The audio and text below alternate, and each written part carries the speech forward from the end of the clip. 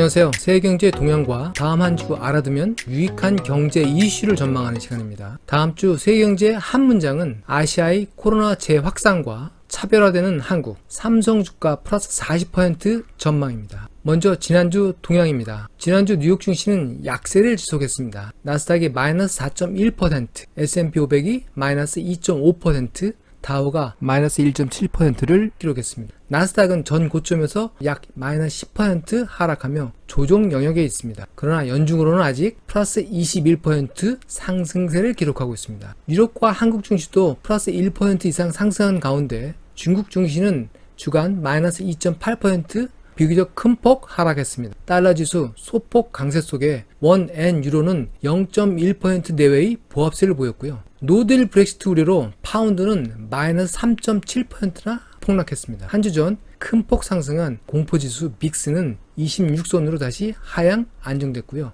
유가는 수요 감축 우려로 마이너스 6% 넘게 큰 폭 하락했습니다. 다음 주 이슈 점검해 보겠습니다. 로이터의 월스트리트 위크 어헤드와 테이크 5를 주로 참조합니다.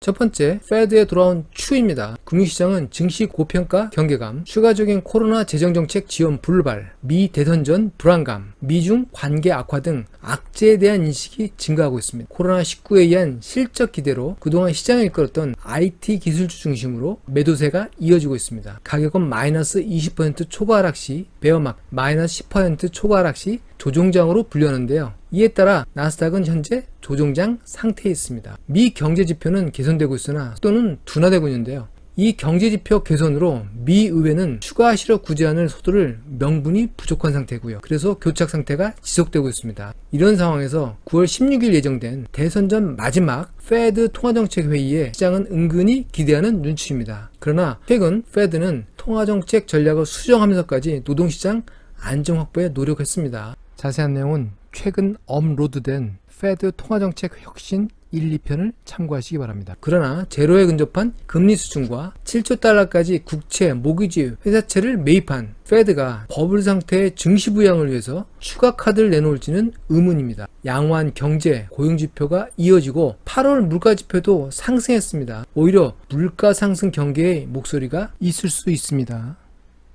다음은 다시 찾아온 브렉시트 공포입니다. 영국의 공격적인 노딜 브렉시트 행보 속에 EU는 경고를 계속하고 있는데요. 연말에 EU와 합의를 통한 EU 탈퇴를 위해서는 9월 중에 EU와 합의안 마련이 필요하지만 어려운 상황입니다. 영국 정부가 EU와의 관계에 충돌하는 내용을 담은 법안을 최근 발의했고요. 이를 놓고 양측이 대립하고 있습니다. 영국과 EU 모두 강경한 입장 속에 영국 파운드화는 9월 급락 중입니다. 금주 중 논란의 국내 시장법에 대한 영국 의회의 처리가 관건입니다. 다음은 아시아의 코로나19 재확산 속에 차별화되는 한국 경제입니다.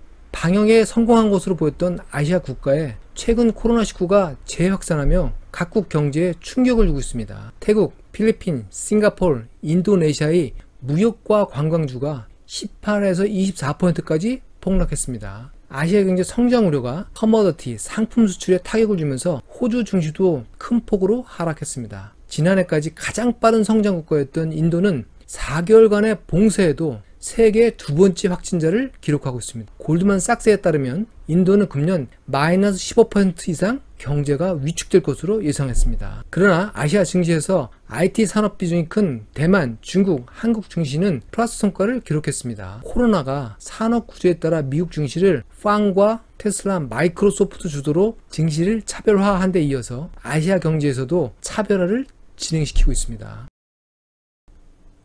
네 번째, 삼성전자 주가가 2021년 40% 이상 상승을 예상하는 보고가 나왔습니다. 9월 11일 CNBC 보도에 따르면 다이와의 애널리스트는 TV, 스마트폰, 반도체 호황으로 삼성전자 주가를 내년 82,000원에서 85,000원으로 제시했습니다. 9월 11일 종가는 59,000원이었는데요. 걱정과는 달리 미국의 화웨이 제재도 삼성의 호재로 분석했습니다. 이동통신 장비에서 삼성전자는 화웨이, 에릭슨, 노키아의 열세였으나 삼성전자는 버라이즌과 2025년까지 10억 달러 이상 영업이익이 예상되는 계약을 체결했습니다. 코로나19의 산업에 대한 영향이 수년간 지속될 것으로 전망되는 가운데 삼성전자 주가가 한국의 애플이 될지 주목됩니다. 어찌됐든 국내 주식에 투자하신 분들에게는 희소식이 되겠습니다. 지금까지 세계경제 동향과 다음 한 주를 전망하는 시간이었습니다. 즐겁고 행복한 한 주가 되시기 바랍니다.